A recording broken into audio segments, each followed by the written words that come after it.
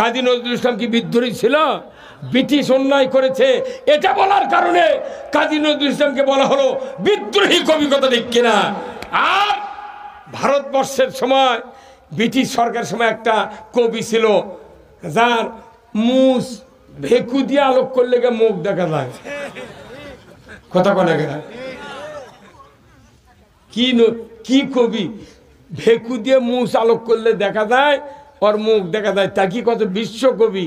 আর original কথা কয় থেকে হয়তো বিদ্রোহী কবি। তাহলে ব্রিটিশের হাতে কলম ছিল। আমার কেমন যেন বিশ্বাস, বদরের যুদ্ধে যদি রসুলের দল পরাজিত হয়ে যেত আর আবু জেলের দল যদি বিজয় হতো, তাহলে আর আবু জেল যদি ওই যুদ্ধে মারা গেছে, সে যদি মারা যায়, তখন ওদের হাতে যদি কলম থাকতো, ওরা লিখতো শহীদ আবু জাহেল। হ্যাঁ, কথা কর না, আর বলতো মোহাম্মদ আব্দুল্লাহ বেটা জঙ্গি। হ্যাঁ, কথা কর। কিন্তু সেই সুযোগ আল্লাহ। আপনি কোন শুনে দাখিল কোন তো? ওরে বাবা রে বাবা, 94 দাখিল, আর আমি 1976 সনে 2 বছর গ্যাপ দিয়া দাখিল। কথা বলেন, এখনো 50 কিলো দৌড়ে যাবো।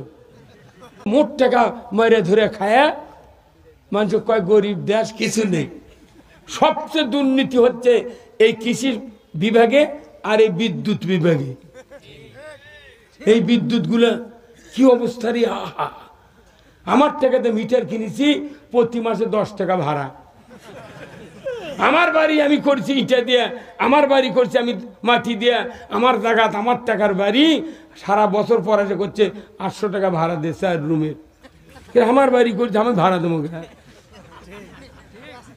সরকারি যত অফিসার আছে, পাঁচেরও যত বড় বড় দামি দামি জিপ আছে, গাড়ি আছে, সরকারি আমলা কেড়ে ওর কেড়ে এই ট্যাক্স টোকেন আর ফিটনেস দেওয়া লাগে মাত্র 42 থেকে 70 টাকা।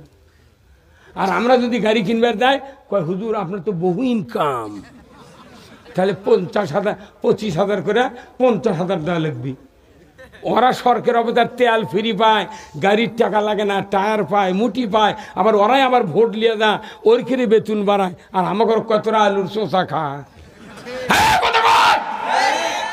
ওই যে কালামানিক, যেদিন কালামানিকও কলার পাতা ছোঁয়াছে, ওই দিন আমার জেল খাটার সব দুঃখ ভুলে গেছি। হ্যাঁ, কথা কয়। আর ওই খেপে কয় কি আমি 6 দিন ফাঁসি দিচ্ছি। কে মানা 70 লাখ টাকা অর্থেক কারে লেছে নদীর মধ্যে পিটিয়ে। তুই পলাচ্ছু, অক পিটিয়ে কারে লিয়ে অক তুলো ধনা করে কলার পাতা ছুঁয়ে থুয়ে গেছে। আয় তুই আয়, তুগলে আলু খামায়, আয় রে আয়। বঙ্গবন্ধু শেখ মুজিবর কাছে ডালে ভাতে বাঙালি, মাছে ভাতে বাঙালি। ফকিন্নির ঘর জিরের চাউল পচে যাচ্ছে, পাইজাম পচে যাচ্ছে, তুই কেন আলু খাবার করলু? আয় তুগলে খামো, আয়। ফাইজলামি করে এই লোকগুলাই দেশের মানুষের এত ক্ষতি করেছে, পৃথিবীর ইতিহাসে তার নজির নাই। 2018 সালে 30শে ডিসেম্বর এই তারিখের ভোটটা যদি 29 তারিখ রাত্রে যদি না দিত, এদেশের মানুষের ভাগ্যে এই দুঃখ দুর্দশা নেমে আসতো না। খালি আমাকেও দোষ দেয়, হুজুররা এই করলো ওই করলো, রাজনীতি করে। এই বেটা, এই দেশ তো আমার, তুমি রাজনীতি করবে, আমি করব না। তুমি কেন দিনের ভোট রাত্রে দিলে? হ্যাঁ, ওর বিচার কে করবি? পুলিং প্রিজাইডিং মহিলা একটা বলছে যে স্যার, এই যে ওখানে আসা খালি 1000 সিল মারছে, একজনে 7200 ভোট দিতে। তো করছে যে না, ওটা উপরের নিজের, ওখানে আমার যাওয়া যাবে না, কিচ্ছু করা যাবে না। তুই আর কিছু করিস না, তুই গোপন তথ্যের ভিতরে আমাকে তো খুব ধরবে পারিস। কতক্ষণ তাহলে দেশ পয়মাল কে করিছে? সেগুলোর হাত ওটি আছে। বিরোধী দল পাচ্ছে 40,000 ভোট, সরকারি দল পাচ্ছে 1,500 ভোট। ওটা গোনার সময় 40 যাই পাশে থাকি দিচ্ছে 1,500, ওটা নিয়ে সে কি দিচ্ছে 40,000। হ্যাঁ, কতক্ষণ সেই হাতগুলা বাংলাদেশে আছে না নাই? ওই সিয়ারতি আছে। ওর কোনো না সরান পর্যন্ত এ দেশের মাটিতে কোন নির্বাচন ডক্টর ইউনূস দিবে না। তাহলে এই চুরি বন্ধের জন্য আইন দরকার আছে না নাই? তাহলে সে আইন কে কায়েম করবি? ওই সংসদ থেকে। বাংলাদেশে সুদ চলে, সুদ যদি বন্ধ করা না হয় কারো ঈমান থাকবে না। আল্লাহ হারাম করেছেন, আহাল্লাল বাইয়া হারামার রিবা, ব্যবসা হালাল সুদ হারাম। এই আইনটা আল্লাহ দিয়েছেন, এই আইন আমরা ভাইলেট করে সুদ চালু আছে, যাকাত বন্ধ আছে। কথা ঠিক কিনা? কিভাবে বাঁচবো? অনুরোধ করছি জয়পুরহাটের ভাইয়েরা, আলোর দিশারি এই যুবক ভাইয়েরা যে ফাউন্ডেশন তৈরি করে এতগুলা মানুষের খেদমত করতেছেন, সেবা করতেছেন, তাদের সাথে একতাবদ্ধ হয়ে ইমানদারদেরকে আজকে একটা ভূমিকা পালন করতে হবে। বক্তৃতায় সমাজ ভালো হবে না, আইন ছাড়া সমাজের শান্তি কায়েম হবে না। এই স্লোগান তুলতে হবে। আল কোরআনের আলো, সংসদে আলো, বলতে হবে আল্লাহ আইন চাই, সৎ লোকের শাসন চাই। এই বক্তব্য যখন লিখেছেন তখন ওনাকে ব্রিটিশ গভর্নমেন্ট বলছে ইনি বিদ্রোহী। ইনি কি? এই তোকমা রাজাকার, সন্ত্রাস, জঙ্গি, এই তোকমা ওদের থেকে এরা শিখেছে, এরা ব্রিটিশের দালাল। হ্যাঁ, কথা বল না। কাজী নজরুল ইসলাম কি বিদ্রোহী ছিল? ব্রিটিশ অন্যায় করেছে এটা বলার কারণে কাজী নজরুল ইসলামকে বলা হলো বিদ্রোহী কবি। কথা ঠিক কিনা? আর ভারতবর্ষের সময় ব্রিটিশ সরকারের সময় একটা কবি ছিল যার মুখ ভেকু দিয়ে আলোক করলে মুখ দেখা যায়। কথা বলে কি কবি? ভেকু দিয়ে মুখ আলোক করলে দেখা যায়, ওর মুখ দেখা যায়। তা কি কত বিশ্ব কবি, আর অরিজিনাল কথা কয় থেকে বিদ্রোহী কবি। তাহলে ব্রিটিশের হাতে কলম ছিল। আমার কেমন যেন বিশ্বাস, বদরের যুদ্ধে যদি রসুলের দল পরাজিত হয়ে যেত আর আবু জেলের দল যদি বিজয় হতো, তাহলে আর আবু জেল যদি ওই যুদ্ধে মারা গেছে, সে যদি মারা যায়, তখন ওদের হাতে যদি কলম থাকতো, ওরা লিখতো শহীদ আবু জাহেল। হ্যাঁ, কথা বল না। আর বলতো মোহাম্মদ আব্দুল্লাহ বেটা জঙ্গি। হ্যাঁ, কথা কর।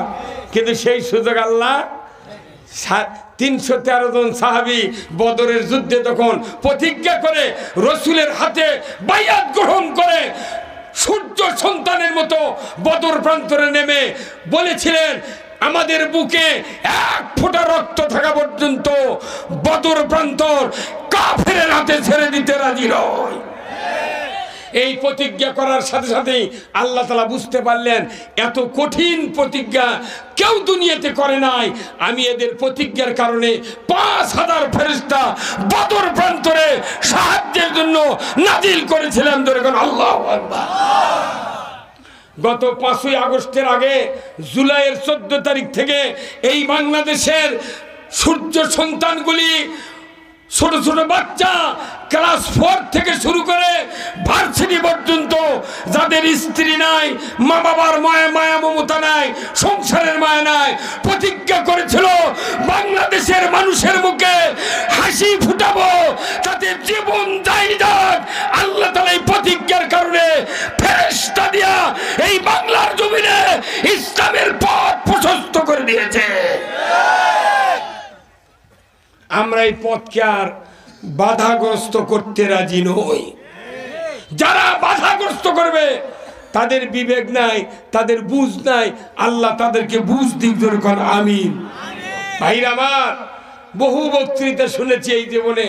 এই জানুয়ারির থেকে আমার বক্তৃতার বয়স 47 বছর পদার্পণ করলো।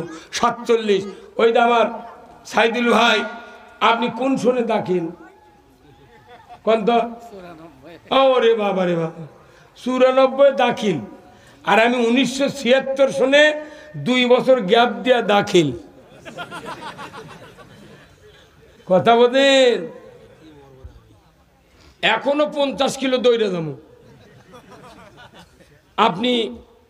আপনার বুঝতে হবে, এতদিন হলো কোরআন শরীফ পড়ছি, হাদিস লেখাপড়া শেষ করে, কিন্তু আমার মাথা ওঠা যায় যে এই কথাগুলো সব মানুষের কাছে বলা দরকার। আজকে দেশে সব বক্তৃতা হয়ে গেছে, খালি কোরআনের আইন আসলে বাংলার মতো এত ভালো মানুষ পৃথিবীর জমিনে নাই। কি অবস্থা আজকে বাংলাদেশে। খালি আল্লাহর আইন যদি থাকতো তাহলে দেশে কোনো দুর্নীতি হতো না। কৃষকেরা আলু লাগায়, তারপরে ধান লাগায় কিরি একটা ওষুধের দাম কি অ্যামেস্টার টপ আছে না, অ্যামেস্টার টপ আছে না, এই অ্যামেস্টার টপ ওষুধের দাম 1630 টাকা। একটা করে জমির 5 বার দেওয়া লাগে। সরকার ইচ্ছা করলে এই ওষুধের দাম কোম্পানির সাথে লিঙ্ক করে বলবে আমরা 500 টাকা দেব তোমার দাম, আর তোমাকে বেচতে হবে 500 টাকা, যত টাকা ভর্তুকি লাগে এই কৃষকের উপকারার্থে আমরা ভর্তুকি দেব। 500 টাকার অ্যামেস্টার টপ যদি কৃষক দিত, কৃষক আরো ধান ফলাতে পারত। কিন্তু মোট টাকা মেরে ধরে খায়া মানুষ কয় গরিব দেশ, কিছু নেই। সবচেয়ে দুর্নীতি হচ্ছে এই কৃষি বিভাগে আর এই বিদ্যুৎ বিভাগে। এই বিদ্যুৎগুলো কি অবস্থারই, আহা! আমার টাকাতে মিটার কিনেছি, প্রতি মাসে 10 টাকা ভাড়া। আমার বাড়ি আমি করছি ইটা দিয়ে, আমার বাড়ি করছি আমি মাটি দিয়ে, আমার জায়গাত আমার টাকার বাড়ি, সারা বছর পড়াশোনা করছে, 800 টাকা ভাড়া দিচ্ছে আর রুমের। আমার বাড়ি করছে, আমি ভাড়া দেবো। সরকারি যত অফিসার আছে, পাজেরও যত বড় বড় দামি দামি জিপ আছে, গাড়ি আছে, সরকারি আমলা কেড়ে ওর কেড়ে এই ট্যাক্স টোকেন আর ফিটনেস দেওয়া লাগে মাত্র 4200 থেকে 70 টাকা। আর আমরা যদি গাড়ি কিনবার যাই, কয় হুজুর আপনার তো বহু ইনকাম, তাহলে 50,000 25,000 করে 50,000 দেওয়া লাগবে। ওরা সরকার অবতার তেল ফ্রি পায়, গাড়ির টাকা লাগে না, টায়ার পায়, মুটি পায়, আবার ওরাই আবার ভোট লিয়ে যা, ওর খেয়ে বেতন বাড়ায়, আর আমাকে কতটা আলুর চোষা খায়। জাতির কেউ কল্যাণ চায় না, ইসলাম ছাড়া জাতির কল্যাণ কেউ চায় না। কোরআনে আল্লাহ বলছেন ইসলাম যদি ক্ষমতায় যায়, 5টি মৌলিক চাহিদা বাংলার মুসলমানকে দিতে হবে। কয়টা? 1 নম্বর খাদ্য, বস্ত্র, চিকিৎসা, শিক্ষা, বাসস্থান। এই 5টা মৌলিক চাহিদা যদি জাতির কাছে দেওয়া হতো, আজকে টাউন বন্দরে উপজেলায় জেলা বিভাগে এত যানজট হতো না। মানুষ পেটের দায়ে জমি বেচে ইজি বাইক, তারপর চার্জার ভ্যান, লসিমন, করিমন এগুলো কিনে কিনে যানজট চালাচ্ছে। পৃথিবীর কোনো দেশে এত যানবাহন নাই। যারা বিদেশে গেছেন, সৌদি আরবে যারা হজ করেছেন, 15 দিনে 3টা হুন্ডার চোখত পড়ে না। কি ভাই, 2টা সাইকেল চোখত পড়ে না। আর আমাদের দেশত টাউন বন্দরে এত যানজট, এই ইজি বাইক, ভ্যান, চার্জার, লসিমুন, করিমুন অত্যাচারে অন্য কোনো যানবাহন চলে না। কারণ কি, মানুষের মৌলিক চাহিদা দেশের সরকারে ভারত আর বাংলাদেশের কেউ কোনোদিন চিন্তাও করেনি। তাহলে এত টাকা তোরা লুটপাট করে নিয়ে গেল, তোরা খাবার পারল?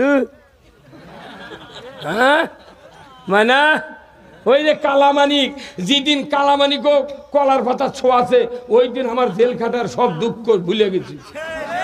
হ্যাঁ কথা কয়, আর ওই খেপে কয় কি আমি 6 দিন ফাঁসি দিচ্ছি।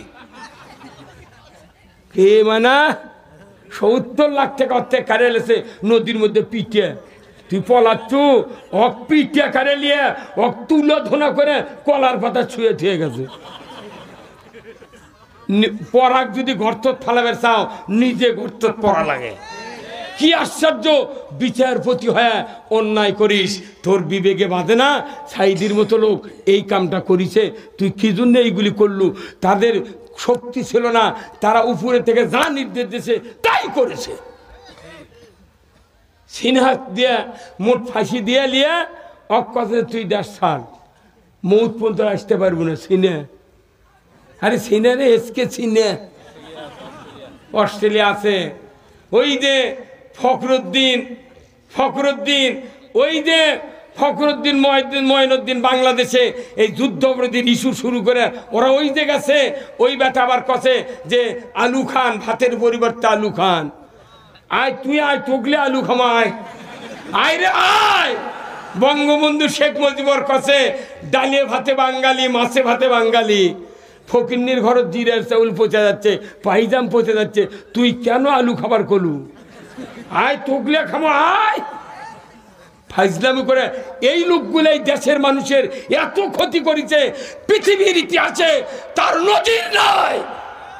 2018 সালে 30শে ডিসেম্বর এই তারিখের ভোটটা যদি 29 তারিখ রাত্রে যদি না দিত, এদেশের মানুষের ভাগ্যে এই দুঃখ দুর্দশা নেমে আসতো না। খালি আমাকেও দোষ দেয়, হুজুররা এই করলো ওই করলো, রাজনীতি করে। এই বেটা, এই দেশ তো আমার, তুমি রাজনীতি করবে, আমি করব না?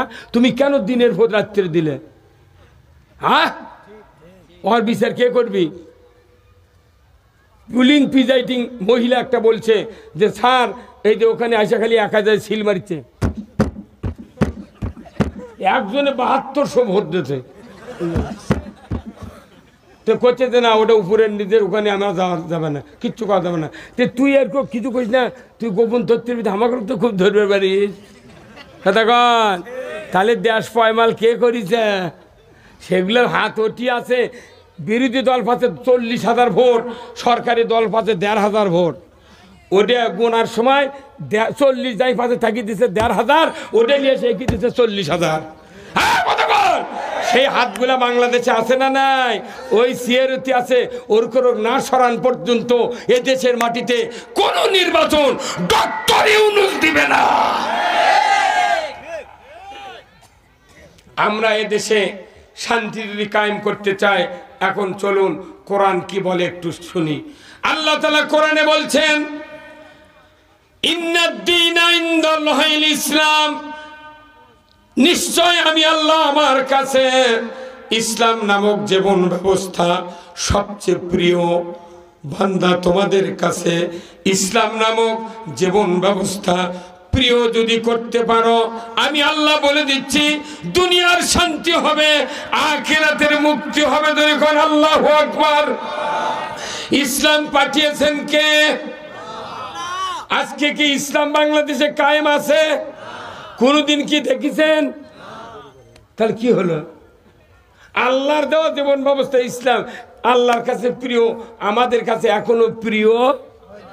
আপনি যদি ভোটের মাধ্যমে ইসলাম প্রিয় করতে না পারেন, বক্তৃতা দিয়ে ইসলাম প্রিয় হতে পারে না। ভোটের মাধ্যমে ইসলাম প্রিয় করতে হবে, এটা আল্লাহর নির্দেশ। রাসূলের সাহাবীরা যুদ্ধের মাধ্যমে ইসলাম প্রিয় করেছিলেন মদিনার মাটিতে, কথা ঠিক কিনা? বাংলার মাটিতে ইসলাম প্রিয় করতে হবে ভোটের মাধ্যমে, অন্য কোনো বিকল্প রাস্তা নাই। তাহলে বলুন আল্লাহ তাআলা কেন বললেন আমার কাছে প্রিয় ইসলাম? আল্লাহর কাছে যেটা প্রিয় আমাদের কাছে সেটা অপ্রিয়। তাহলে আল্লাহ এক দলের মালিক আর আমরা হলাম বিরোধী দল, কথা ঠিক কিনা? যারা ইসলাম মানি না তারা আমরা আল্লাহর বিরোধী দল। তার বেশ তো কে দিবি? কে দিবি? তাহলে ইসলাম কেন মানবো? আল্লাহ তাআলা কোরআনে বলছেন, ওয়ামাই ইয়াবতাগি গায়রাল ইসলামি দীনান ফালাই ইউকবালা মিনহু ওয়া হুয়া ফিল আখিরাতি মিনাল খাসিরিন। আমার আল্লাহ বলেছেন, ও পৃথিবীর মানুষেরা, ইসলাম ছাড়া অন্য কিছু যদি তুমি পালন করো, মানো, আমি আল্লাহ তোমাদের কাছ থেকে কোনো ইবাদত কবুল করব না। যদি বলেন নাউজুবিল্লাহ। ইসলাম ছাড়া কোনো ইবাদত আল্লাহ তাআলা কবুল করে না। কার কথা? তাহলে ইসলাম আগে দরকার। নামাজ রোজা হজ জাকাত একটু পরেই করেন। 52 বছর বয়সে রসুল মেরাজে গেছেন, 40 নবুয়ত পাচ্ছেন, 52তে নামাজ এসেছে। এই 12 বছর রসুল নামাজ আদায় করেন নাই সাহাবীদেরকে নিয়ে। যখন নামাজ এসেছে মেরাজত থেকে তখন নামাজ আদায় করেছেন। এই 12 বছর রসুল দুনিয়ার জমিনকে ইসলামের জন্য প্রস্তুত করেছেন। ইসলাম বিজয় হলে জমিনটা কি হওয়া দরকার এই প্রস্তুত করেছেন। আজকে আমাদের 5ই আগস্ট থেকে নির্বাচন পর্যন্ত এই বাংলাদেশকে ইসলামের জন্য যোগ্য করে তৈরি করতে হবে। কারা কারা প্রস্তুত? দুহাত তুলে দেখান।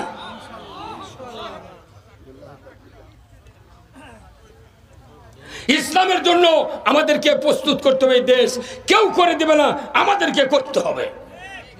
ইসলাম যদি বিজয় চান তাহলে সেই কাজ করতে হবে। বাড়ি বাড়ি, ডোর টু ডোর ইসলামের দাওয়াত দিতে হবে, যাতে দেশে ইসলাম বিজয় হয়ে যায়। তাহলে আমাদের সব সমস্যার সমাধান দিতে পারে আল কোরআন। এটা স্লোগানে দিলে হবে না, কার্যতে পরিণত করতে হবে। আজকে দেশে চুরি হয় কি হয় না? তে চুরি বন্ধ করতে কোনো আইনের কোনো বক্তৃতার দরকার নাই, আইন কায়েম হবে। আমার আল্লাহ বলছেন ওয়াসারিকু ওয়াসারিকাতু ফাক্তাউ আইদিহুমা, চোর আর চুন্নি যদি ধরা পড়ে 5টা গ্যারান্টির পর, খাদ্য, বস্ত্র, চিকিৎসা, শিক্ষা, বাসস্থান, 5টা গ্যারান্টির পর দুনিয়ার কোনো পুরুষ, দুনিয়ার কোনো নারী যদি চুরি করে হাতটা কেটে দাও। একটা চোরের হাত বাইতুল মুকাররমের উত্তর গেটে কেটে দেওয়ার দৃশ্য যদি ডিশের লাইনে বিটিভি, এনটিভি, এসএটিভি 21, 24, 71, 75, 76 যুগান্তর চ্যানেলে যদি দেখানো হতো, বাংলাদেশে গরু চুরি, হুন্ডা চুরি আর পুকুর চুরি তো দূরের কথা, মসজিদে একজোড়া স্যান্ডেল চুরি হতো না। তাহলে এই চুরি বন্ধের জন্য আইন দরকার আছে না নাই? তাহলে সে আইন কে কায়েম করবি? ওই সংসদ থেকে। বাংলাদেশে সুদ চলে, সুদ যদি বন্ধ করা না হয় কারো ঈমান থাকবে না। আল্লাহ হারাম করেছেন আহাল্লাল বাইয়া হারামার রিবা, ব্যবসা হালাল, সুদ হারাম। এই আইনটা আল্লাহ দিয়েছেন। এই আইন আমরা ভাইলেট করে সুদ চালু আছে, যাকাত বন্ধ আছে, কথা ঠিক কিনা? কিভাবে বাঁচবো?